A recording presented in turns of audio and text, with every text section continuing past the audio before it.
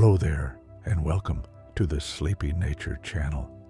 Tonight, I invite you to take a slow, deep breath with me and let your shoulders fall gently.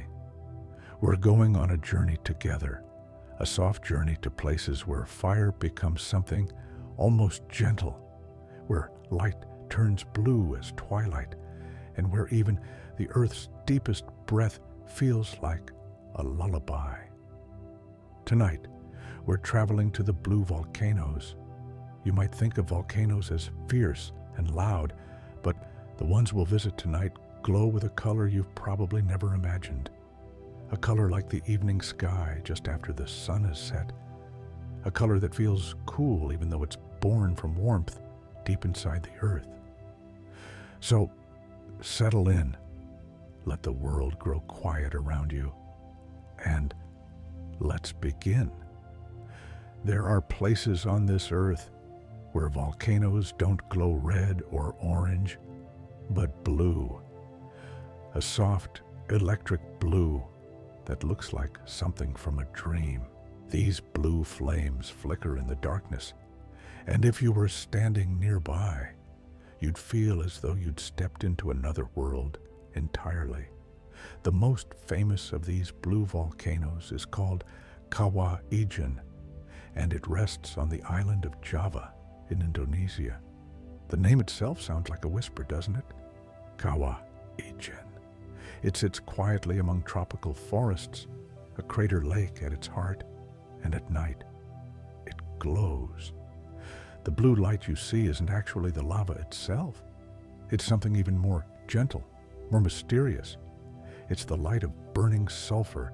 Sulfur is a soft yellow mineral that rests deep in the earth, and when it meets the air and catches fire, it burns blue. Imagine standing on the edge of this volcano in the cool night air. The stars above you are scattered like seeds across the sky, and below, in the crater, ribbons of blue flame dance slowly, as if the earth itself is breathing out light. The flames move like water sometimes, flowing along the ground in streams of glowing blue. They don't roar. They don't crackle loudly. They simply exist, soft and steady, like candles lit by the earth. This blue fire can reach temperatures of around 600 degrees Celsius, but from a distance, it looks almost cold. It looks like frozen lightning, like the kind of light you'd see under a glacier or deep in the ocean, where bioluminescent creatures drift.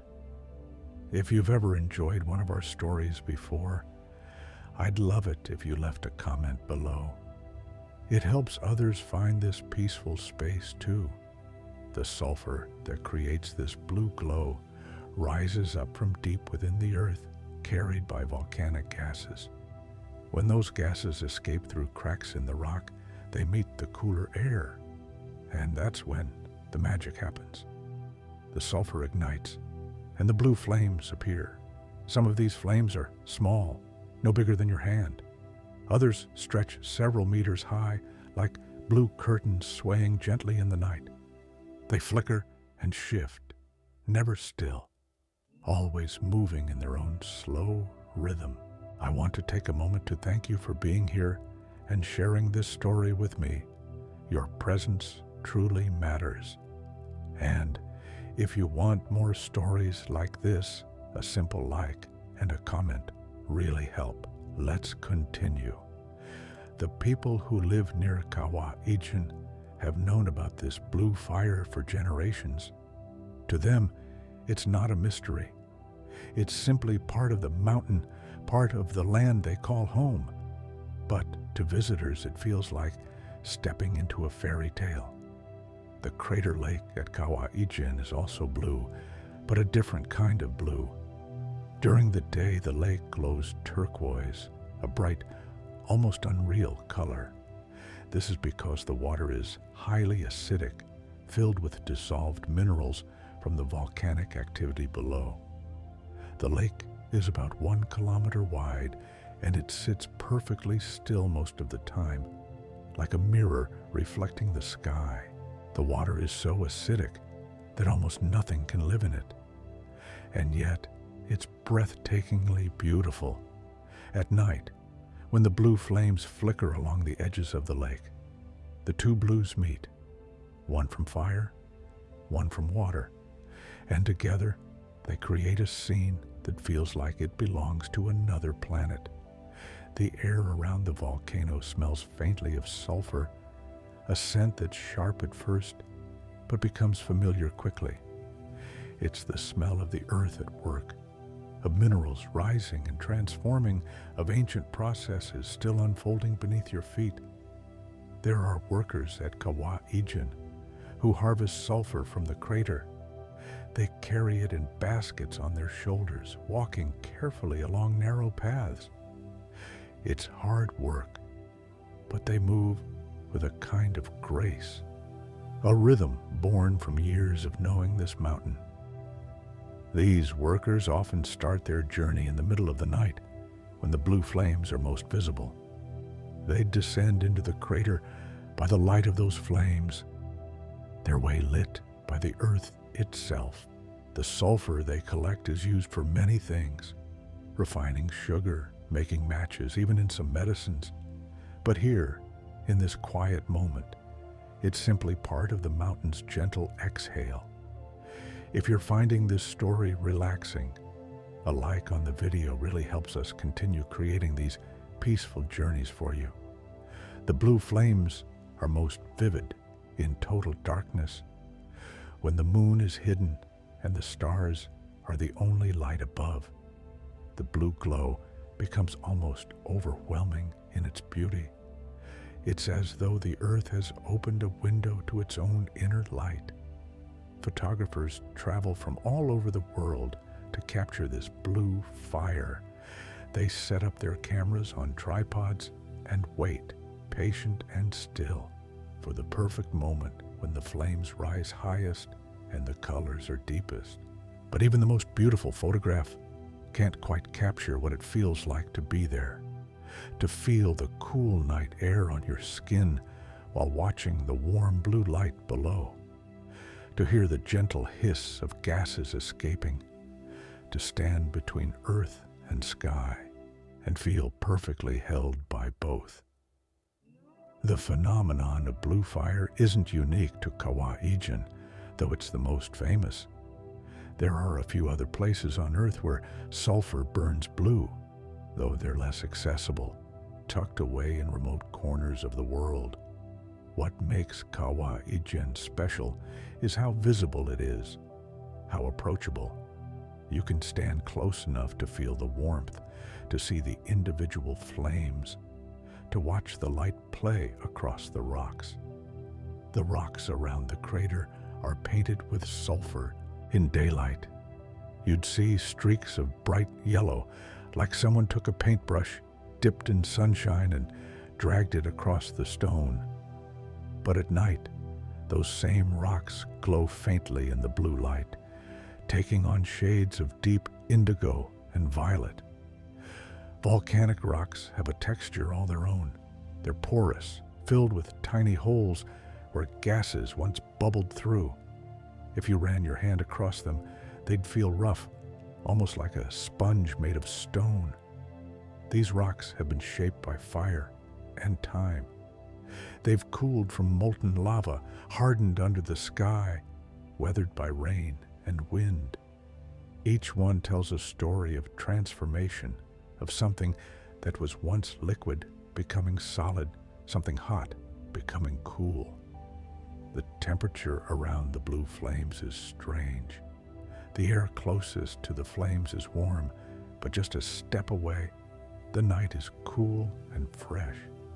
You can feel this contrast on your skin, a dance between warmth and coolness that keeps you perfectly balanced. There's a quietness to this place that's hard to describe. Even though gases are escaping and flames are burning, there's no roar, no explosion, just a gentle, constant presence, like the breath of someone sleeping peacefully beside you. The stars above Kawaijan are especially bright because there's little light pollution in this part of Java. The Milky Way stretches across the sky like a river of light. And if you look up long enough, you'll see shooting stars tracing quick, bright lines through the darkness.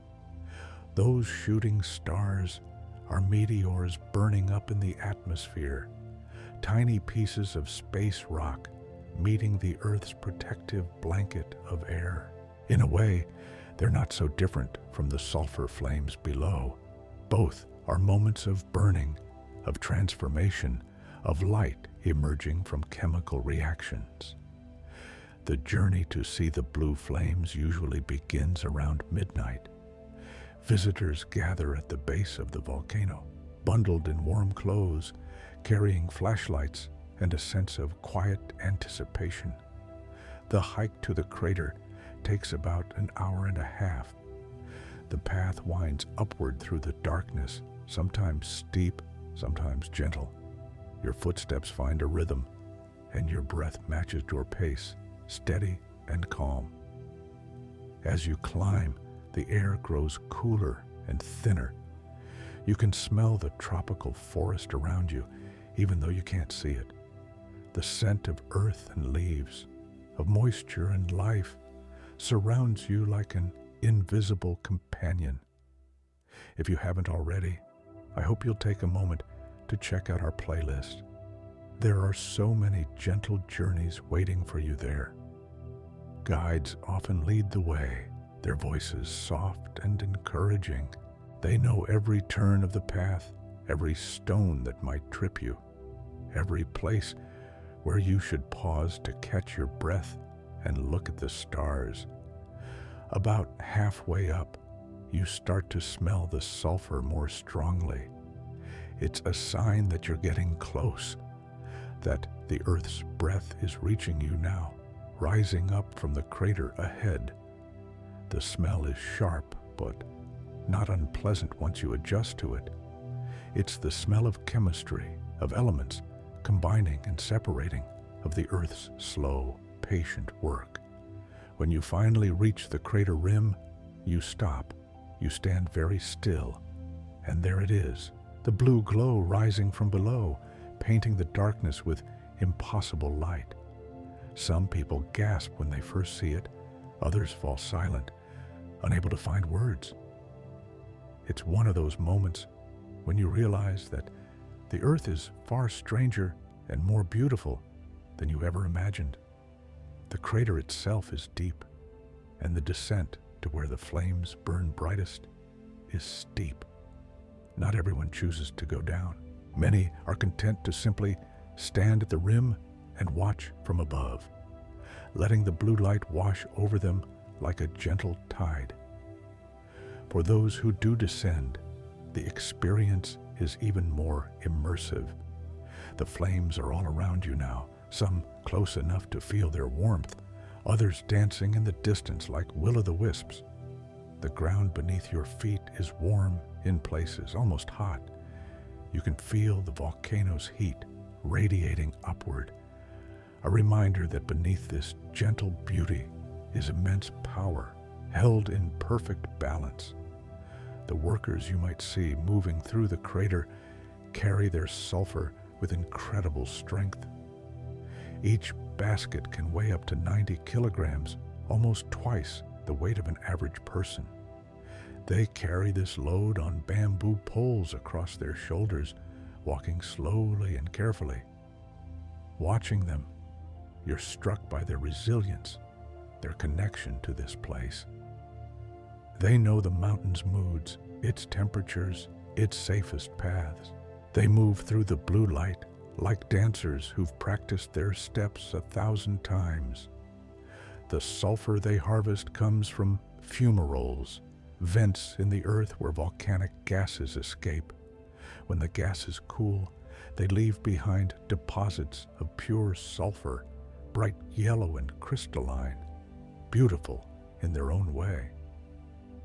These sulfur deposits can grow quite large, forming shapes that look almost like sculptures. Some are smooth and rounded, others jagged and sharp, all of them glowing faintly in the blue firelight. In daylight, sulfur is the color of daffodils, of early spring sunshine. But here, bathed in its own burning light, it becomes something more mysterious, more otherworldly. The chemical reaction that creates the blue flame is elegant in its simplicity. Sulfur dioxide gas rises from deep within the earth. When it encounters oxygen in the air and reaches a high enough temperature, it ignites, burning with that characteristic blue glow. This is the same element that gives hot springs their distinctive smell, that helps plants grow, that exists in every cell of your body. Sulfur is ancient, forged in the hearts of dying stars billions of years ago, and now it's burning blue before your eyes. The blue color comes from the specific wavelength of light emitted when sulfur burns at these temperatures. It's a physical truth, a fact of chemistry and physics, but somehow that makes it even more magical, that natural laws can create such beauty. Around the crater, you might notice steam rising in places, white and ghostly against the darkness. This steam comes from groundwater heated by the volcano's warmth, another reminder of the complex systems at work beneath the surface. The sound of the steam is soft, like a whisper or a sigh. It mingles with the faint hiss of escaping gases, creating a gentle symphony of earth sounds. A lullaby sung by the mountain itself. Above the crater, the sky slowly begins to change as dawn approaches. The stars fade one by one, and the darkness softens to deep blue, then lighter blue, then finally the first hints of pink and gold. As the sun rises, the blue flames become harder to see. They're still burning, still dancing, but daylight overwhelms their glow. The magic doesn't disappear, it simply becomes invisible, waiting for darkness to reveal it again. In the morning light, the crater lake becomes visible in all its turquoise glory. The water is perfectly still, reflecting the sky like polished glass. It's hard to believe something so acidic can look so inviting. The lake's acidity comes from hydrochloric acid and sulfuric acid, dissolved in the water, created by the volcanic gases bubbling up from below. The pH is around 0.5, similar to battery acid, yet the color is the soft blue-green of a tropical paradise. This contrast between appearance and reality, between beauty and danger, is part of what makes Kawa Ijen so fascinating. It reminds you that nature doesn't think in terms of safe or dangerous. It simply is, expressing itself in whatever form the conditions create. Scientists visit Kawa Ijen to study its unique chemistry, to understand how life might exist in extreme environments elsewhere in the universe. If organisms can survive near such acidic conditions here, perhaps they can survive in the harsh environments of other planets.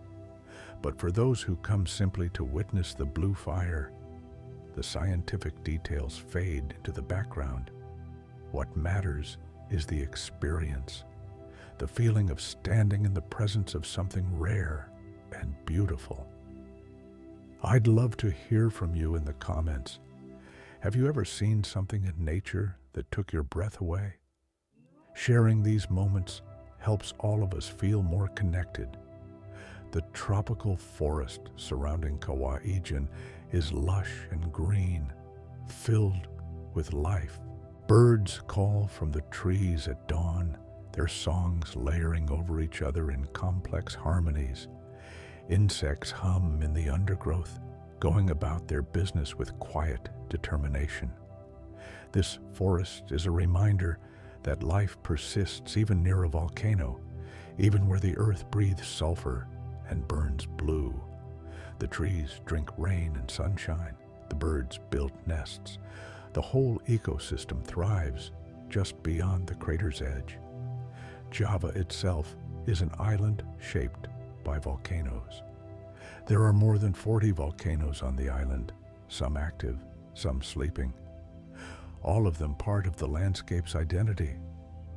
The soil is rich with volcanic minerals, making it incredibly fertile. Farmers grow rice in terraced fields on the volcano's lower slopes, creating patterns that look like giant green staircases climbing the mountainside. The same forces that create the blue fire also nourish these crops, a beautiful balance of destruction and creation. The word, quote, zero means crater in Indonesian, and, quote, one might come from the Javanese word for sulfur, so the name itself is simple and direct. The sulfur crater. But what a crater it is, what sulfur it holds. Local legends speak of the mountain with respect and affection. It's not seen as a threat, but as part of the community. A neighbor who sometimes speaks in sulfur and flame, who offers both beauty and livelihood. In these stories passed down through generations, the mountain is alive, aware, watching over the land. People make offerings sometimes, small tokens of gratitude and respect, acknowledging the relationship between human and earth. This relationship feels right somehow, not fearful, not exploitative, but balanced. The mountain gives sulfur, beauty, fertile soil. People give respect, care, attention. The temperature of the blue flames can vary. Sometimes they burn hotter, rising higher, glowing more intensely. Other times they're smaller, more subdued, like candles guttering in a gentle breeze. These variations depend on how much gas is escaping, how strong the underground pressure is, how the wind is blowing. The mountain's breath isn't constant. It ebbs and flows like ocean tides, like your own breathing as you fall asleep. At its coolest, the blue fire might be around 360 degrees Celsius, still hot enough to burn you instantly, but cooler than you'd expect for something so bright. At its hottest, it can reach 600 degrees or even higher, hot enough to melt lead. But what strikes most people isn't the temperature, it's the color, that impossible electric blue that doesn't seem like it should come from fire. Fire should be red and orange and yellow, like sunset, like autumn leaves, like the sun. Blue fire feels wrong in the most wonderful way. It challenges your expectations, makes you question what you think you know, opens your mind to the possibility that the world is stranger and more varied than you imagined. There's a lesson in that, perhaps, a gentle reminder that life is full of surprises, that beauty can appear in unexpected forms, that it's worth keeping your eyes open and your heart ready for wonder. The best time to see the blue flames is during the dry season, from April to October, when the skies are clearer and the air is less humid. But even in the rainy season, the flames still burn, though they may be harder to reach. Rain on a volcano has its own beauty. The water sizzles when it touches hot rocks, turning instantly to steam. The whole crater can fill with mist, and the blue flames glow through it like distant lanterns in fog. If you've been enjoying this journey with me, please consider leaving a like. It helps these stories reach other souls seeking peace. During the rainy season, the forest around Kawah Ijen becomes even more lush. New leaves unfurl, flowers bloom, waterfalls swell with fresh water cascading down the mountainside. Life responds to rain with exuberance, with growth, with the kind of joy that comes from receiving exactly what you need. The forest drinks deeply and grows stronger, greener. more alive. Even the volcanic lake changes with the seasons. During heavy rains, it rises slightly, its turquoise waters spreading wider across the crater floor. In dry times, it recedes a little, exposing more of the yellow sulfur-stained rocks around its edges. The lake never freezes, of course. Even high on this mountain, even in the coolest months, the water stays liquid, kept warm by the heat rising from below. Scientists have measured the lake's temperature at around 20 degrees Celsius on the surface, pleasant enough for a swim if it weren't so deadly acidic. But deeper down, where volcanic vents release their heat, the temperature climbs much higher. At the bottom of the lake, the water might be 80 or 90 degrees Celsius, hot enough to scald. It's a gradient of temperature, cooler at the top where it meets the air, warmer below where it meets the earth. This layering is common in volcanic lakes. The water doesn't mix easily. Different temperatures create different densities, and the layers stay separate like oil and water, each maintaining its own character. Fish can't live in Kawa Ijen's lake. No plants can grow in its waters, and yet it's not lifeless. Scientists have discovered extremophile bacteria living near the volcanic vents, organisms that thrive in conditions that would kill almost any other form of life. These bacteria don't need oxygen. They don't need neutral pH. They've adapted to extract energy from the chemicals rising from the earth, from sulfur and iron and other minerals, creating a way of life completely different from the one we know. They remind you that life is persistent, creative, endlessly adaptive. Given even the smallest opportunity, even in the harshest environment, life finds a way to exist, to continue, to flourish in its own unique manner. The crater walls around the lake are steep, rising up like the sides of a giant bowl.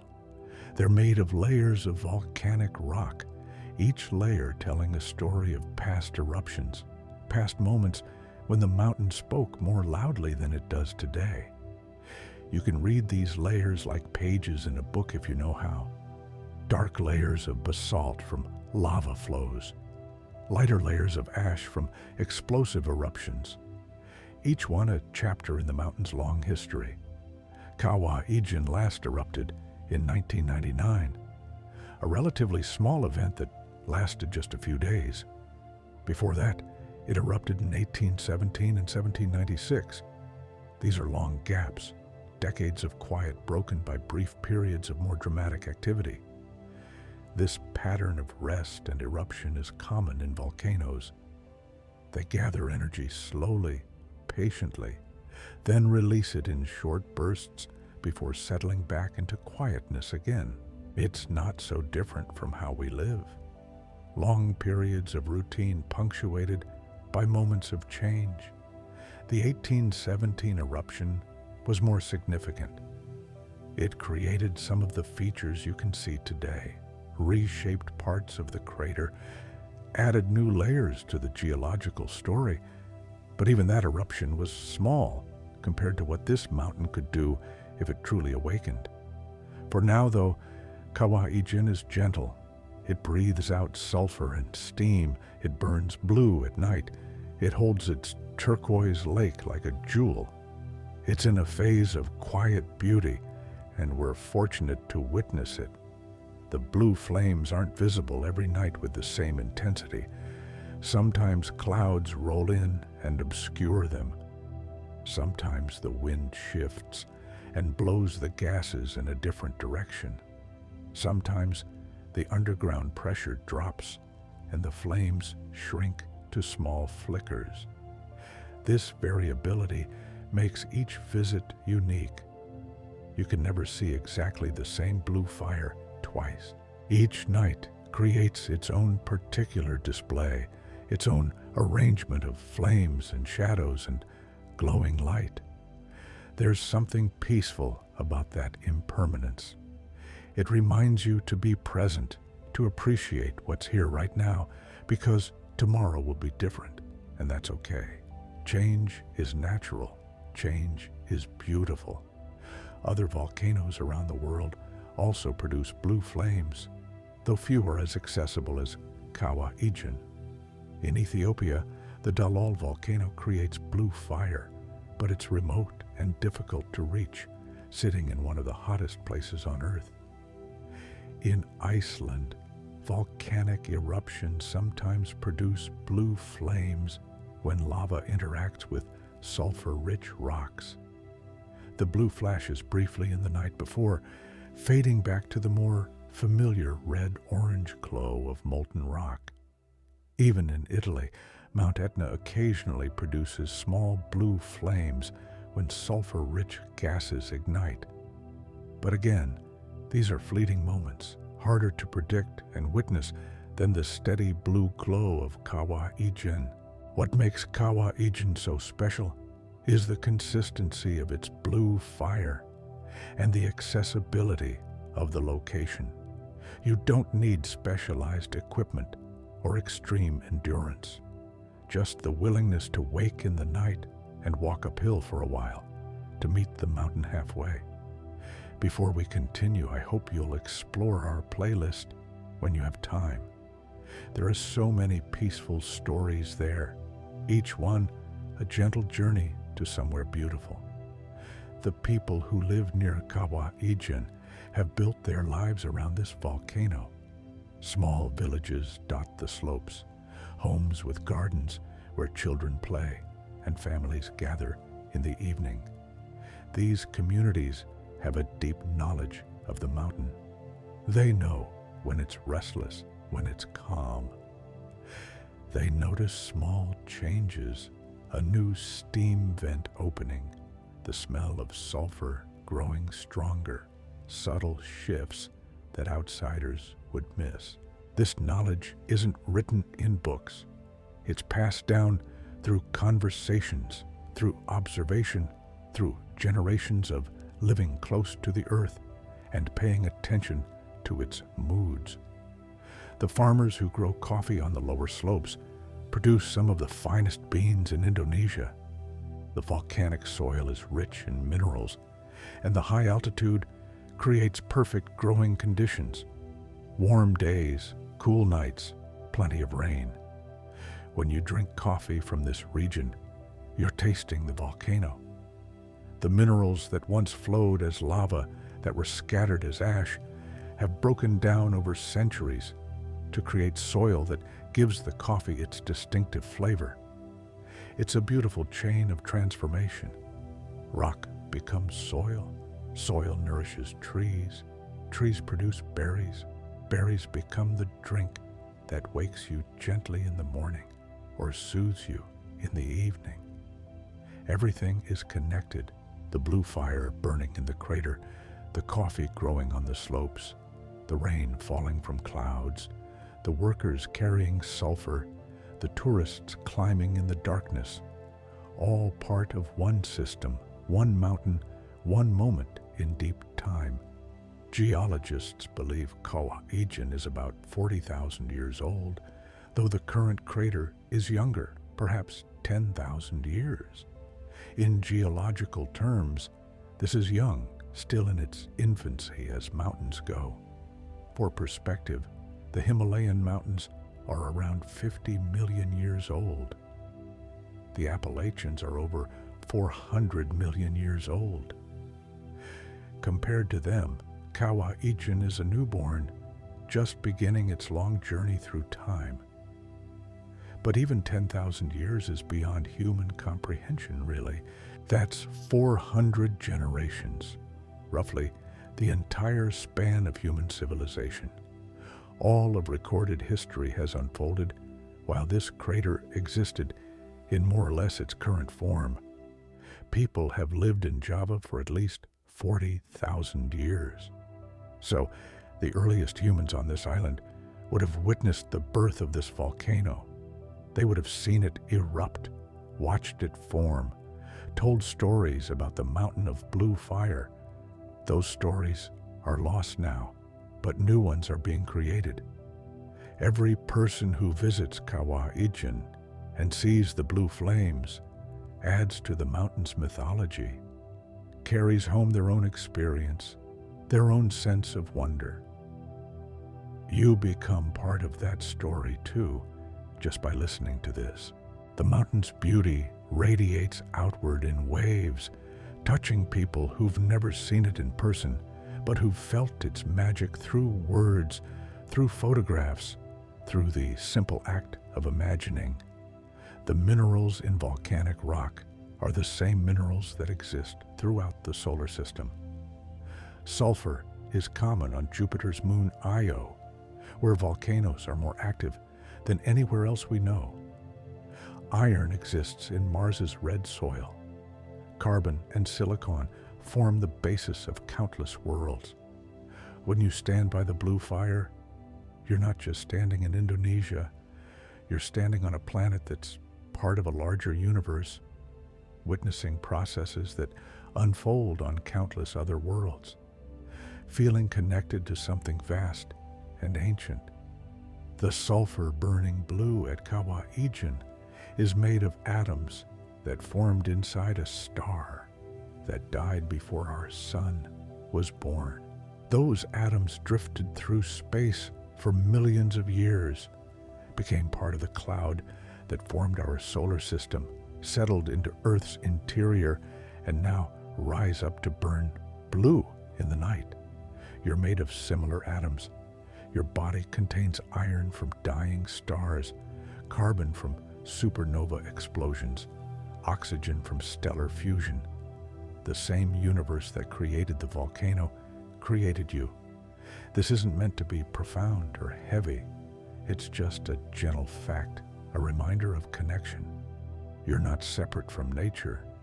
You're a part of it, made of the same stuff, following the same laws, moving through the same journey of transformation and change. The workers at Kawa-Ijen take breaks sometimes, sitting on rocks near the blue flames, drinking tea from thermoses. Even in the midst of hard labor, they find moments of rest, moments to appreciate the beauty around them. Their tea is probably sweet and strong, the way tea is often prepared in Indonesia. It warms them from the inside, balances the cool night air on their skin. They might share stories or sit in comfortable silence. Friends and colleagues who've worked together for years. There's dignity in their work. They're not victims of circumstance, but people making a living from the mountain, using their strength and knowledge to provide for their families. Their baskets of sulfur will be sold, processed, used in products that improve lives.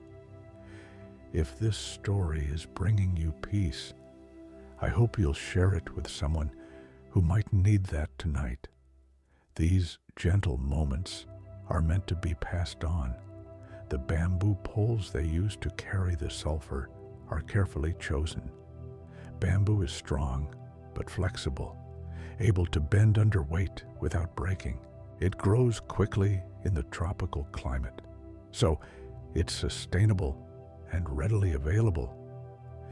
Each worker has their own technique for balancing the pole across their shoulders, for distributing the weight evenly, for climbing the steep path out of the crater without stumbling. It's a skill learned over time, perfected through repetition. They wrap cloth around their shoulders where the pole rests, protecting their skin from chafing. Some wear masks to filter the sulfur fumes, though many have grown so accustomed to the smell that they work without protection. Their bodies adapted to the environment. On their way down into the crater, they move quickly, their poles empty, eager to begin the day's work. On the way back up, they move slowly, deliberately, each step carefully placed, the weight of the sulfur requiring their full attention. This rhythm, quick descent, slow ascent, mirrors something universal. We often rush into experiences, eager and energetic, then emerge slowly, changed by what we've carried, taking our time to integrate what we've learned. The path they walk has been worn smooth by thousands of footsteps over the years. The rocks are polished, the way cleared, each step marking the route a little more clearly for those who come after. At the crater rim, there's usually a weighing station where the sulfur is measured. The workers are paid by the kilogram, so this moment is important. The scales are old and mechanical, simple but accurate, needing no electricity or batteries. The weight is recorded in a ledger, written by hand in careful columns. Names, dates, amounts, a simple accounting that represents hours of hard work, of strength and endurance, of connection to this place. After the weighing, the sulfur is loaded onto trucks that carry it down the mountain to processing facilities. There, it will be cleaned, refined, prepared for its journey to become part of other products: rubber, fertilizer, paper, matches. Meanwhile, back in the crater, the blue flames continue burning, indifferent to commerce, to human activity, to anything beyond the simple chemistry of sulfur meeting air. They burn because they must, because the conditions are right, because that's what sulfur does at this temperature in this place.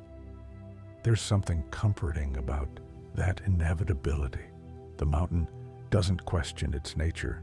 It simply expresses it fully and beautifully, moment by moment, night after night. The tourists who come to see the blue flames often arrive just before midnight and leave shortly after dawn. But the workers are there much longer, their connection to the mountain measured in years and decades, not hours. They know the crater's moods, its safe paths and dangerous spots, its changing weather patterns and seasonal variations. This knowledge can't be learned from guidebooks or websites. It comes only from presence, from showing up day after day, from paying attention. In the workers' faces, you can sometimes see a kind of quiet pride. They do something that few people in the world do. They harvest fire's byproduct. They walk where tourists are nervous to go. They know this mountain intimately. I want to take a moment to thank you for being here and sharing this story with me. Your presence truly matters. And if you want more stories like this, a simple like and a comment really help. Let's continue. And the mountain knows them too, in whatever way a mountain can know. It recognizes their footsteps, feels their presence, witnesses their labor. They're part of its ecosystem now, like the bacteria in the lake, like the plants on its slopes, adapted to its conditions, thriving in its particular environment. The view from the crater rim at sunrise is spectacular. To the east, the sun breaks over the horizon, spilling gold and pink across the sky. To the west, the turquoise lake glows in the new light, steam rising from its surface in delicate spirals. Other volcanoes are visible in the distance, their peaks catching the first rays of sun, while their bases remain in shadow. Java's volcanic landscape stretches out in all directions, a reminder that this whole island is shaped by fire. You might see the shadows of the workers descending the crater again, returning for another load of sulfur, while the tourists head back down the mountain to sleep. Their day is just beginning, while others are ending theirs. The forest comes alive with sound at sunrise. Birds that were silent during the night begin their morning songs. Insects start their daily hum. Monkeys call from the trees, greeting the new day with enthusiasm. I hope you're finding comfort in these words. If you are, a comment below would mean so much. It helps us know we're reaching hearts that need this peace. This symphony of life surrounds the volcano, a counterpoint to the sulfur and stone. Death and life, fire and growth, danger and beauty, all existing together in balance, in relationship, in the eternal dance of nature. The path back down the mountain is easier than the climb up, though your legs might be tired from the ascent. Gravity helps you now, pulling you gently downward, back toward the villages, back toward the world of everyday life. But you're changed by what you've seen. The blue fire has marked you somehow, left an imprint on your memory that you'll carry with you. You've witnessed something rare, something most people will never see, and that makes you part of a select group of witnesses. As you descend, you might pause to look back at the crater rim, now bright in morning sunlight. The blue flames are invisible now, but you know they're still there, still burning, waiting for darkness to reveal them again. This knowledge is a gift. You know something now that you didn't know before.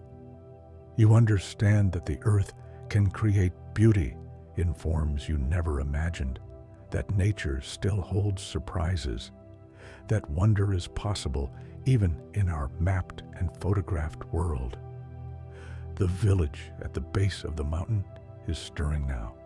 Shops are opening. The smell of cooking fires drifts through the air. Children in school uniforms walk along the road. Normal life, everyday life, unfolding in the shadow of the extraordinary. This juxtaposition is important. The blue fire exists, but so does breakfast. Mystery and wonder exist, but so do chores and work and ordinary moments. Both are real. Both matter. You can hold both in your heart at once. The memory of blue flames dancing in darkness and the taste of morning tea, the smell of sulfur and the sound of birds, the vastness of geological time and the immediacy of this single day. Some visitors to Kawa-Ijin return again and again, drawn back by the blue fire, by the mountain's quiet power. Each visit is different. Each night produces a unique display, and there's always something new to notice. Maybe on one visit you focus on the flames themselves, on their color and movement. On another visit, you notice the stars above, or the workers, or the lake, or the feeling of cool air on your skin. The mountain is large enough to contain multitudes, to reward repeated attention. Others come just once, letting that single experience be complete in itself. They carry the memory home like a treasure, taking it out sometimes to examine in quiet moments, to remind themselves of beauty, of wonder, of the earth's capacity to surprise. There's no wrong way to experience Kawa-Ijin, whether you spend hours in the crater or minutes at the rim, whether you return many times or only once. The mountain doesn't judge. It simply offers what it has freely and continuously to anyone willing to make the journey. The photographs that visitors take rarely do the blue flames justice. Cameras can capture the color, more or less, but they can't capture the feeling, the awe that rises in your chest, the way time seems to slow down, the sense of being present at something ancient and ongoing. Still, people try to photograph it, and that's understandable. We want to hold on to beautiful moments, to share them with others, to prove to ourselves that they really happened. Photography is a way of saying, I was here, I witnessed this, I was changed by it. The best photographs of the blue fire are usually taken with long exposures, the camera mounted on a tripod to hold it perfectly still. The shutter opens and stays open, collecting light for seconds or even minutes, gathering the blue glow until it's strong enough to register on the sensor. In these long exposures, the flames blur into streams of light, creating patterns that your eyes alone would never see. The individual flickers merge into continuous flows, and the result is dreamlike, surreal, more like painting than photography. Before we go further, I want to remind you that we have many more peaceful stories in our playlist. Each one is a soft place to land when the world feels too loud. These photographs circulate on the internet, inspiring thousands of people to add Kawaijin to their travel lists. The mountain's beauty radiates outward through digital networks, touching people in distant countries, sparking curiosity and wonder across the globe. Some of those people will make the journey. Others will simply appreciate the photographs, letting them serve as windows into a world they may never visit in person. Both responses are valid. Not every place needs to be visited to be valued. The impact of tourism on Kawaijin is complex. On one hand, visitors bring money to local communities, creating jobs for guides, drivers, shop owners. Tourism provides an economic incentive to protect the mountain, to keep it beautiful and accessible. On the other hand, thousands of visitors each year constrain the environment. Footsteps erode paths, trash sometimes accumulates despite best efforts. The very act of witnessing the blue fire changes it slightly, as human presence always changes wild places. Local authorities have worked to balance these concerns. Visitor numbers are monitored. Guides are trained to emphasize respect for the environment. Trash is collected and removed. The goal is sustainable tourism, allowing people to experience the mountain while ensuring it remains beautiful for future generations. It's a delicate balance, one that requires ongoing attention and adjustment. But it's worth the effort because places like Kawaijin serve an important role in our collective imagination. They remind us that the earth is still capable of wonder, still creating beauty beyond our invention. The workers who harvest sulfur have mixed feelings about tourism sometimes. They're glad for the economic benefits, glad that their mountain is recognized as special. But they also remember when the crater was quieter, when they worked alone in the blue light, when the mountain felt more like a private conversation than a public spectacle. Change is natural, though. Nothing stays the same forever, not even remote volcanic craters. The mountain has changed over geological time, and it continues changing now, shaped by both natural processes and human activity. What matters is that the changes are thoughtful, that the mountain's essential character is preserved, that the blue flames continue burning for generations to come. As long as that happens, as long as the mountain can still share its beauty, something important is being protected. The sulfur workers have formed a cooperative to advocate for their interests and improve working conditions. They've negotiated for better equipment, including masks and protective gear. They've established fair payment systems and mutual support networks. This cooperation shows the best of human nature, people coming together to improve their collective situation, looking out for each other, recognizing that they're stronger together than alone. Some of the younger workers are the sons of previous sulfur harvesters. They've grown up with stories of the mountain, learned its paths and moods from their fathers and uncles. For them, this work is more than a job. It's a heritage, a connection to their family's past and their community's identity. Others have come to sulfur harvesting from different backgrounds, drawn by the income or the unique nature of the work. They're learning from those with more experience, gradually becoming part of the mountain's community themselves.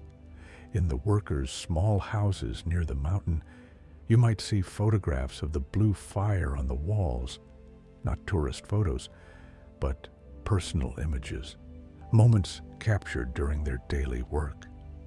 The mountain is both their livelihood and their pride. Their families know the risks of volcanic work, know the toll it takes on the body to carry such heavy loads, but they also know the strength and courage it requires. And there's respect in that knowledge, recognition that this work is not easy, but it is meaningful. The children of sulfur workers often help their parents in small ways, carrying water, preparing meals, maintaining equipment. They absorb the rhythms of volcanic work, learning without formal instruction, the way children always learn from watching those they love. Some of these children will choose different paths, moving to cities for education or other work. Others will follow their parents into the crater, continuing the tradition. Both choices are honored, both paths valid. What's important is that the choice exists, that the mountain provides options rather than trapping people in a single narrative. The sulfur work offers dignity and income, but it's not the only story here. There are also artists who come to Kawa Ijin, painters and photographers and writers, all trying to capture the blue fire in their own medium. Each attempts to translate what they've witnessed into a form others can experience.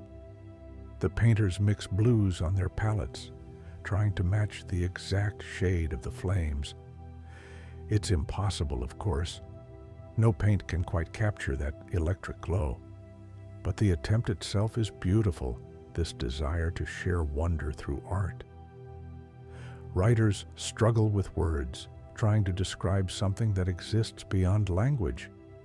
How do you convey the feeling of blue fire without resorting to cliches, without diminishing the experience through inadequate description? If you've enjoyed this journey with me tonight, please take a moment to leave a like. It truly helps others find their way to this peaceful space. Photographers return again and again, trying different techniques, different angles, different light conditions. They're not just documenting the mountain, they're entering into conversation with it, asking questions through their cameras and listening for answers in the images they create. All of this creativity, the paintings, photographs, writings, and stories, becomes part of Kawa Ijin's larger narrative. The mountain inspires art, which inspires more people to care about the mountain, which leads to greater protection and appreciation. It's a positive cycle, beauty generating more beauty. The blue fire has appeared in documentaries and travel shows, each bringing their own perspective. Some focus on the science, explaining the chemistry in detail. Others emphasize the human element, interviewing workers and guides. Still others simply let the beauty speak for itself, allowing long shots of the flames to fill the screen. Each approach has value. Science helps us understand. Human stories create connection, and sometimes silent beauty needs no explanation at all. The mountain doesn't care how it's portrayed. It continues being itself, burning blue when conditions are right, holding its turquoise lake, breathing out sulfur and steam. It existed long before cameras and will exist long after all current recording devices have crumbled to dust. This perspective is humbling and comforting. Your individual experience of the mountain matters deeply to you, but the mountain's existence doesn't depend on your witness. It's not performing for you. It's simply being what it is, and you're fortunate enough to observe. There's freedom in that recognition. You don't have to capture the perfect photograph or write the perfect description. You can simply be present, simply witness, simply allow the experience to unfold without grasping at it. The moment you stop trying to possess the mountain, through photos, through perfect descriptions, through any form of ownership, that's when you can truly receive what it offers. Not a possession, but a gift, freely given, requiring nothing but attention in return. In traditional Japanese philosophy, there's a concept called quote 3, which roughly translates to acceptance or gratitude for what is. It doesn't mean passive resignation, but rather active appreciation of reality as it presents itself. The blue fire is a perfect subject for Enrimo. You can't control when it burns brightest, can't force it to perform. You can only show up, open yourself to whatever the mountain offers that night, and receive it with gratitude. Some nights, the flames are spectacular, the best you've ever seen. Other nights, they're subdued, barely visible. Both are equally the mountain, equally worthy of appreciation. Your preference doesn't change what is. This lesson extends beyond the crater. Life often gives us what we need rather than what we want. And learning to receive those gifts with grace is a practice, a skill, a form of wisdom that develops slowly over time. The mountain teaches this without words, simply by being itself, consistently and patiently, through all weather and all seasons, through all human responses and expectations. Other volcanic phenomena around the world share some characteristics with Kauai'ijin's blue fire. In Hawaii, lava flows sometimes create blue flames when they reach the ocean, though the mechanism is different. There, it's methane gas from burned vegetation igniting, not sulfur. In Yellowstone National Park, hot springs sometimes show blue colors, though this is from light scattering in the water rather than from flames. Still, the effect can be striking, that same impossible blue that makes you question what you're seeing. Each of these blue phenomena is unique, shaped by local chemistry and geology, yet they're all connected by that shared color, that unexpected hue that signals something unusual is happening, that the normal rules are suspended. Blue in nature often signals depth or distance, the sky, the ocean, mountain ranges seen from far away. It's rare to see blue close up, especially blue that's generated by heat rather than by coolness. This rarity makes the blue fire special, makes it worth traveling to witness. The chemistry of color is endlessly fascinating.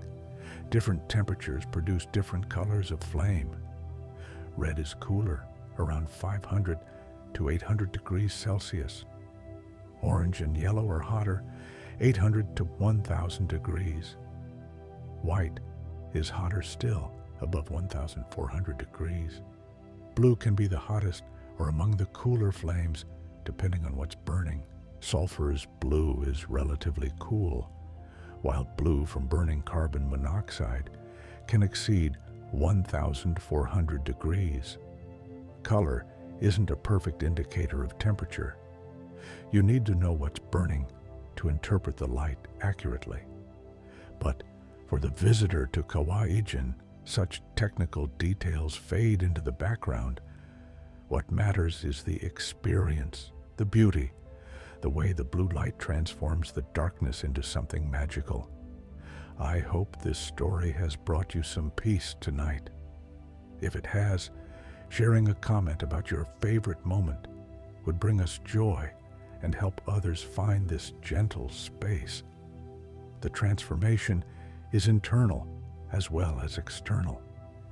Seeing the blue fire changes something in you, shifts your understanding of what's possible, what's real, what the earth can create without human intervention. You leave the crater carrying this knowledge, not just intellectual knowledge, but embodied knowledge, felt knowledge, the kind that lives in your bones and colors your dreams. Months later, years later, you might be going about your ordinary life when suddenly the memory returns. You're washing dishes or walking to work, and there it is, the blue fire, burning in your mind's eye, as vivid as the night you saw it. These moments of recollection are gifts. They remind you that beauty exists, that you've witnessed it, that the world is larger and stranger than daily routine suggests. They're small anchors of wonder that help you stay connected to what matters. Some people report that seeing the blue fire changed their relationship with nature, made them more curious about geological processes, more aware of the planet's active systems. They start noticing small wonders they would have overlooked before. Unusual cloud formations, interesting rocks, the way light moves through water. The blue fire becomes a gateway to greater awareness, a catalyst for ongoing curiosity. This is one of the mountain's most valuable gifts, not just the single experience, but the shift in perception that continues long after you've left. Other people describe a sense of peace that came from the experience, a reminder that they're part of something vast and ongoing, that their personal worries exist within a larger context of geological time and natural beauty. When you're standing by blue flames that have burned for thousands of years, your individual problems don't disappear, but they do shrink slightly. They remain real, but not all-consuming, important, but not overwhelming. This perspective is healing, not because it dismisses your struggles, but because it reminds you that you exist within a larger story, that you're connected to processes far older and larger than yourself. The mountain offers this perspective freely to anyone who visits.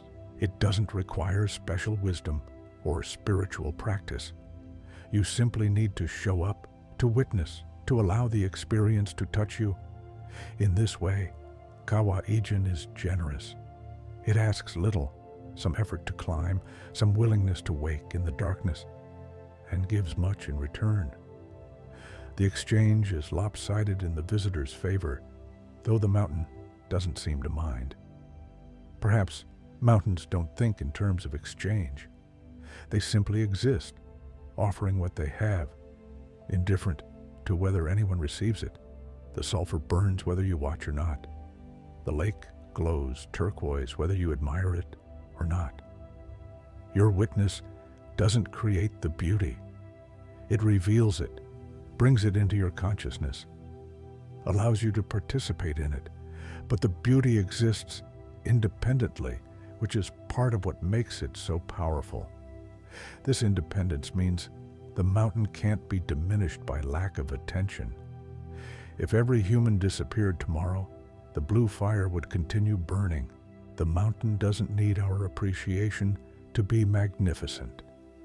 And yet, appreciation matters. Not to the mountain, perhaps, but to us. By witnessing beauty, we become more fully human, more connected to the world, more capable of wonder and gratitude. The blue fire at Kawa Ichin is one of thousands of natural wonders on this planet, each worthy of attention, each offering their own lessons and gifts. No one can see them all, and that's okay. Each person finds the wonders that speak to them, that resonate with their particular spirit. For some, it's the blue fire. For others, it's a specific beach or forest or star-filled sky. What matters isn't which wonder you choose, but that you remain open to wonder itself, that you cultivate the capacity to be moved by beauty. This capacity isn't innate for everyone. Some people need to learn it or relearn it, recovering a childlike openness that may have been buried under years of cynicism or distraction. The blue fire can help with that recovery. It's hard to be cynical while watching blue flames dance in darkness. Hard to stay distracted when something so beautiful demands your full attention. The mountain cuts through the noise, offers something pure and undeniable. The workers at Kawa-Ijin probably don't think about the philosophical implications of the blue fire. For them, it's part of their daily reality. Beautiful, but also familiar, something they see regularly rather than once in a lifetime. There's wisdom in their perspective too. Beauty doesn't have to be rare to matter. The familiar can be just as worthy of appreciation as the exotic, the daily as meaningful as the extraordinary. The sunrise they see from the crater is different every morning, different colors, different cloud patterns, different qualities of light. No two are identical, yet all are sunrises, all are part of the pattern of day following night following day. If this story is helping you relax, I'd be grateful if you'd take a moment to leave a like. It helps us continue creating these peaceful journeys. Perhaps that's the deeper lesson of Kawa-Ijin. That beauty exists in both the extraordinary and the ordinary. That wonder can be found in spectacular blue flames and in simple daily rhythms. That life offers countless opportunities for awe if we remain attentive. The mountain demonstrates both. It's extraordinary, producing blue fire that draws visitors from around the world. But it's also ordinary, just doing what volcanoes do, following natural laws, expressing the chemistry and physics that govern all matter. This paradox is worth sitting with. The extraordinary is ordinary. The ordinary is extraordinary.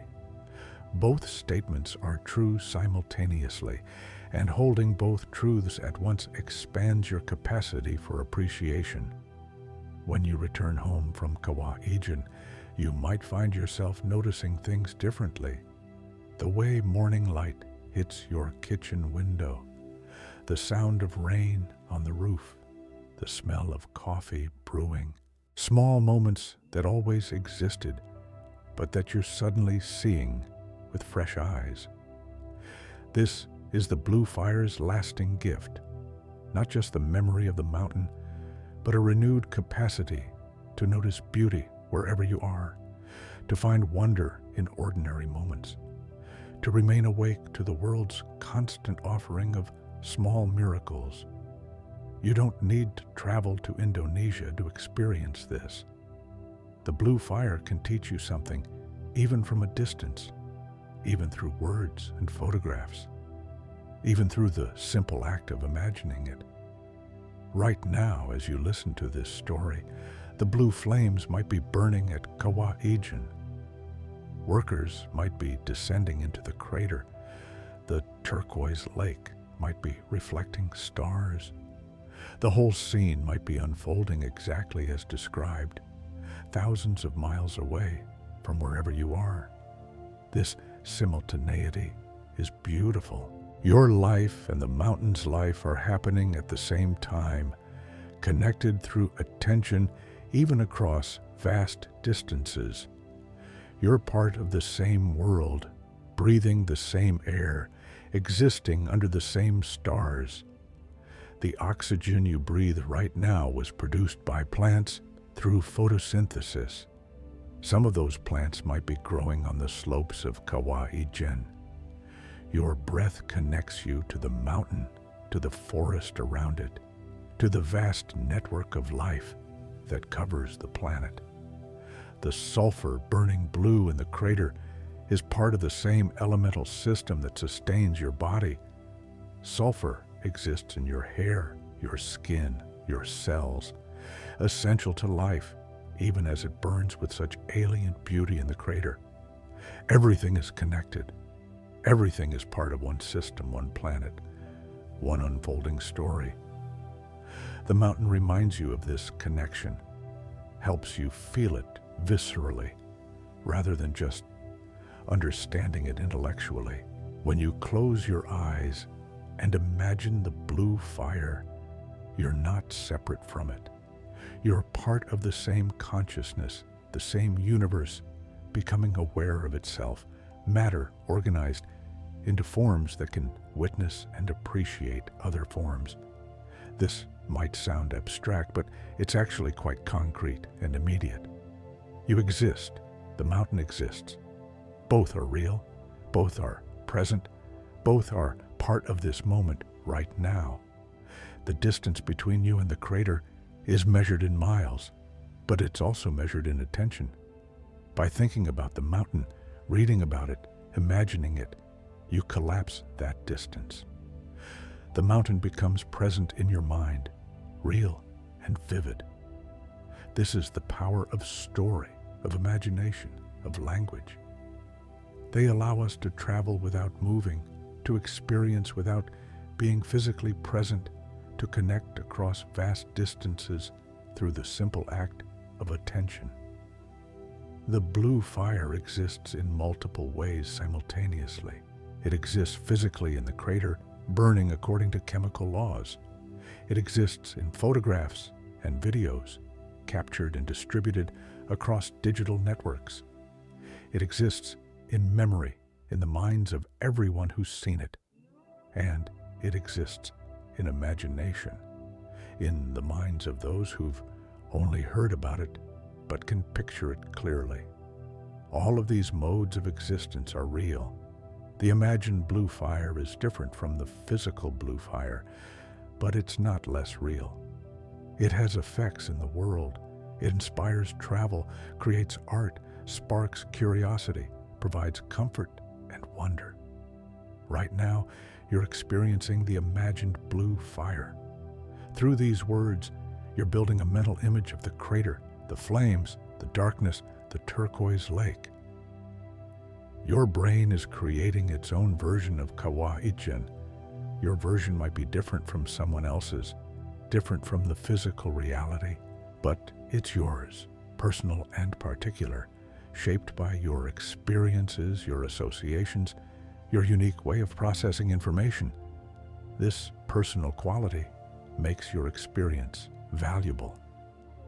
No one else will imagine the blue fire exactly the way you do. Your version is unique, irreplaceable, a contribution to the mountain's larger mythology. I hope these words have been bringing you comfort. If so, I'd love to hear from you in the comments. Even a few words about how this story makes you feel would mean so much.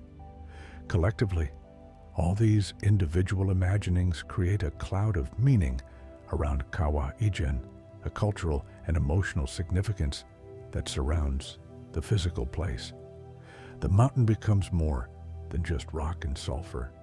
It becomes a symbol, an icon, a touchstone for certain kinds of human experience. When people talk about the blue fire, they're often talking about more than just a chemical reaction. They're talking about wonder, about beauty, about the Earth's capacity to surprise us. The mountain becomes a way to discuss these abstract qualities through concrete imagery. This is why natural wonders matter culturally, not just ecologically. They give us vocabulary for experiences that are otherwise hard to articulate. They serve as shared reference points. ways to communicate across differences of language and culture. Someone in Tokyo and someone in Sao Paulo might have little in common, but if they've both seen the blue fire at Kawaijin, they share something significant. They've both witnessed the same wonder, stood in the same darkness, been touched by the same beauty. This shared experience creates threads of connection across the world, invisible but real, linking people who may never meet, but who've been shaped by encounters with the same natural phenomena. In this way, Kawaijin serves a larger purpose than simply existing. It becomes a teacher, a gatherer, a creator of community among far-flung individuals who share nothing except the memory of blue flames and darkness. The mountain doesn't know it's serving this function. It simply continues being itself, burning blue when conditions are right, holding its lake, breathing sulfur. The meaning-making happens in human minds and hearts, in the space between the physical mountain and our response to it. But that space is important. That's where significance lives, where beauty becomes experience, where physical phenomena transform into memories and lessons and inspirations. Without consciousness to witness it, would the blue fire still be beautiful? It would still burn, still produce that particular wavelength of light, still follow the same chemical processes. But beauty requires a beholder, someone to recognize and appreciate what they're seeing. You are that beholder. Every person who witnesses the blue fire, either physically or through imagination, completes the circuit. The mountain offers, humans receive, and in that exchange, beauty comes into being. This isn't to say beauty is purely subjective, or that the mountain is nothing without observers. Rather, beauty exists in the relationship between object and subject, in the space where the world and consciousness meet. The blue fire is beautiful because it is what it is, chemical, physical, real, and because we are what we are, conscious, emotional, meaning-making creatures capable of recognizing and valuing beauty. Both elements are necessary. Change either one, and the experience changes. A different chemical would burn a different color. A different consciousness might not recognize the beauty, or might see different kinds of beauty in the same phenomena. But in this actual world, with this actual chemistry and this actual human consciousness, the blue fire is beautiful. Undeniably, powerfully, transformatively beautiful. This beauty isn't frivolous or merely aesthetic. It serves deep functions, psychological, spiritual, cultural. It reminds us that we're part of something larger. It provides experiences of awe that research shows improve well-being and increase generosity and cooperation. Beautiful natural places like Kawaijin are resources, but not in the extractive sense. They're resources for the spirit, for imagination, for that part of human nature that needs wonder and beauty to thrive. Protecting such places isn't just about preserving ecosystems, though that matters greatly. It's also about preserving possibilities for human experience, for future generations to have their own encounters with wonder. Every child born today deserves the chance to see blue fire burning in darkness, to stand by a turquoise volcanic lake, to feel small and connected under a star-filled sky. These experiences are part of humanity's inheritance, gifts from the earth to every generation. The sulfur workers at Kawaijin are, in a sense, guardians of this inheritance.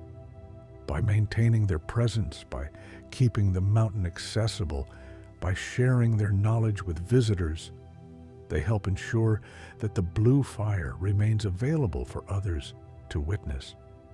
Before I continue, I want to remind you to check out our playlist. There are so many more gentle stories waiting there, each one a soft place to rest your thoughts. Their work has economic motivations, of course. They harvest sulfur to support their families, not primarily to serve as guardians, but the effect is the same. Their presence helps preserve and protect this wonder. In indigenous cultures around the world, certain places are considered sacred, set apart, deserving of special respect. Kawa Ijin isn't formally designated as sacred, but it functions similarly in many people's experience. A place where the ordinary world feels thinner, where something profound becomes accessible. This sense of the sacred doesn't require religious belief. It's available to anyone who approaches the mountain with openness and respect, who allows themselves to be moved by what they witness. The sacred is simply that which we recognize as worthy of special care and attention, that which we approach with reverence rather than casual disregard. By this definition, many natural wonders are sacred, deserving of our protection and respect. The blue fire asks nothing of you except that you witness it properly, with full attention, with openness, with willingness to be changed by what you see. If you bring those qualities, the mountain offers everything it has. This exchange is not transactional. You don't pay the mountain for its beauty, though you might pay guides or entrance fees. The mountain's gift is free, offered to anyone who makes the effort to receive it. I want to take a moment to thank you for being here and sharing this story with me. Your presence truly matters. And if you want more stories like this, a simple like and a comment really help. Let's continue. Gratitude is the appropriate response to such gifts, not performative gratitude or obligatory thanks, but genuine appreciation that lives in your body, that changes how you move through the world. When you're grateful for the blue fire, you're more likely to care about volcanic ecosystems, to support conservation efforts, to tread lightly when you visit natural places. Gratitude naturally leads to care, to a desire to protect what you value. This is one way that individual experiences of beauty scale up to collective action. Enough people fall in love with places like Kawa Ijin, and those places become protected, valued, preserved for future generations. Your individual appreciation matters. It's not insignificant or merely personal. It's part of a larger pattern of humans learning to value and protect the natural world, not just for utilitarian purposes, but for beauty, for wonder, for the sake of the earth itself. The blue fire has burned for thousands of years, and, if protected, could burn for thousands more. Your lifetime is just a tiny sliver of that vast span, but you're part of the mountain story. Nonetheless, someday, people will visit Kawa Ijin who weren't even born when you read these words. They'll see the same blue flames, stand in the same darkness, feel the same awe. Your experience and theirs are separated by time, but connected by place, by shared wonder. This continuity across generations is comforting. It suggests that some things endure, that despite all the changes and challenges facing our world, beauty persists. Mountains continue their slow work. Blue fire keeps burning. Of course, this continuity isn't guaranteed. It requires active protection, thoughtful stewardship, collective commitment to preserving what matters. The future isn't fixed. It's being created now through countless small decisions and actions. Your care about the blue fire, your appreciation of it, your willingness to value it, These are part of creating a future where Kawa-Ijin remains protected and accessible. Individual consciousness scales to collective action through these seemingly small moments of appreciation. So, when you imagine the blue fire, when you feel wonder at its beauty, you're not just having a private experience. You're participating in a larger cultural process of valuing and protecting natural wonders. This might seem like too much weight to place on a simple moment of appreciation, but small things accumulate. Individual drops of water create rivers. Individual moments of wonder create cultures that value and protect beauty. You don't need to do anything grand or dramatic. Simply allowing yourself to be moved by the blue fire, to care about it, to remember it, these are enough. These small acts of attention and appreciation matter more than you might think. The mountain doesn't need your help to continue burning blue, but the social and political structures that protect the mountain do need your support. And that support begins with appreciation, with caring enough to pay attention. This is true for all natural wonders, all beautiful places. They need humans who love them, who value them, who are willing to advocate for their protection. Love leads to care. Care leads to action. Action creates protection. The blue fire teaches you this without words. By moving you, by inspiring wonder, it recruits you into the company of people who care about such places. You become part of the mountain's protection simply by valuing it. If this story has been a peaceful companion for you tonight, please consider leaving a like. It helps these words reach other hearts seeking rest. And that value, that care, that love, these are real forces in the world. They shape decisions, influence policies, protect places. Beauty isn't just aesthetic. It's functional, motivational, transformative.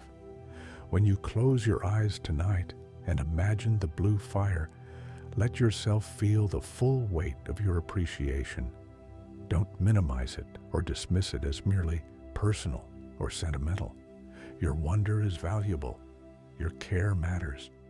The mountain is burning blue right now, whether you think about it or not. But when you do think about it, when you hold it in your awareness with appreciation, you strengthen the web of care that helps protect it. This isn't magical thinking, it's practical reality. Protected places are protected because enough people care about them to support their preservation. Your care is part of that collective support. So let yourself love the blue fire fully. Let yourself be amazed by it, moved by it, changed by it. These responses aren't weaknesses or indulgences. They're appropriate reactions to genuine beauty, and they serve important functions. The world needs people who can still be moved by blue fire, who haven't become so cynical or distracted that they can't recognize wonder when they see it. The world needs your capacity for appreciation. Don't let anyone tell you that caring about beauty is frivolous, or that wonder is childish, or that awe is unsophisticated. These responses are deeply human, deeply important, deeply connected to what makes life worth living. The blue fire doesn't judge your response. It simply burns, offering itself freely to anyone who witnesses it. How you receive that offering, how you let it affect you, how you carry it forward, these are your choices. You can let the blue fire remain just information, just something you know about, but don't feel. Or you can let it touch you, change you, become part of your understanding of what's possible in this world. The second option is more vulnerable. It requires openness, willingness to be affected, acceptance that you might be changed by what you witness. But it's also more rewarding, more meaningful, more fully human. So, as we near the end of this journey together, I invite you to let the blue fire matter to you, not because you should or because it's impressive or because everyone else cares about it, but because beauty is valuable for its own sake, because wonder is a gift, because the earth is still capable of surprising us. The mountain offers this gift freely. All you need to do is receive it. And receiving doesn't mean grasping or possessing. It means opening yourself, allowing the experience in, letting it resonate in whatever way feels natural for you. Some people receive the blue fire as inspiration for creativity. Others receive it as comfort, as a reminder that beauty exists. Still others receive it as motivation for environmental protection. All these responses are valid. The mountain doesn't prescribe how you should respond. It simply offers what it has, trusting that each person will take what they need, that the gift will find its own use in each unique consciousness. Your response to the blue fire is yours alone. No one else will experience it quite the way you do, and that's perfect. The world needs diverse responses, individual appreciations, unique perspectives. Together, all these individual experiences create a rich, complex cultural understanding of Kawaijin. The mountain becomes more than itself through all these varied human responses, expanding into symbol and story and meaning. But it never stops being itself, just rock and sulfur and heat and chemistry, following natural laws, expressing its nature moment by moment, indifferent to human interpretations. This paradox is beautiful too. The mountain is both utterly ordinary and extraordinary, both purely physical and deeply meaningful, both independent and connected to the web of human appreciation. Holding both truths simultaneously expands your consciousness, your ability to see things as they are, while also recognizing the meaning they carry. This is a valuable skill, useful far beyond volcanoes. Life is full of things that are simultaneously ordinary and extraordinary, physical and meaningful, independent and connected. Learning to hold these paradoxes without forcing resolution is a form of wisdom. The blue fire teaches this gently, simply by being what it is. You don't need to choose between the chemistry and the beauty, between the science and the wonder. Both are true. Both are real. Both matter. Before we finish, I want to thank you for joining me on this journey. If this story has given you even a few moments of peace, that's everything I hoped for. As you prepare for sleep now, or whenever you close your eyes to rest, you can carry the image of the blue fire with you. Let it glow gently in your mind, a soft light in the darkness. The flames dance slowly, patiently, following rhythms older than human civilization. They ask nothing of you. They simply burn, blue and beautiful, a gift from the earth. Around the fire, the darkness is soft and welcoming. The stars above are scattered across the sky like seeds of light. The air is cool and fresh, carrying the faint scent of sulfur and a tropical forest. You're safe here in this imagined space. Nothing demands your attention or your energy. You can simply rest, simply be, simply allow the blue light to wash over you like a gentle tide. The mountain holds you in its presence. The earth beneath is solid and stable. The sky above is vast and calm. Everything is exactly as it should be in this moment. Your breathing slows to match the flame's patient rhythm, in and out, slow and steady, each breath carrying you deeper into rest, into peace, into the soft darkness that holds all light. The blue fire continues burning, will continue burning long after you've drifted into sleep. It asks nothing of you now, except that you rest, that you let yourself be held by darkness and beauty. So close your eyes, if you haven't already. Feel the weight of your body supported beneath you. Feel the gentle rhythm of your breath. Feel the soft presence of the blue fire glowing in your imagination. Let everything else fall away. The worries can wait. The tasks can wait. The whole busy world can wait. Right now, there's only this: darkness, breath, blue light, peace. The mountain whispers its lullaby in sulfur and flame. The earth sings you toward sleep with its ancient, patient voice. And you, held safe in this moment, can finally rest. Good night. Sleep well. The blue fire burns on, gentle and eternal, a light in the darkness to guide you safely into dreams.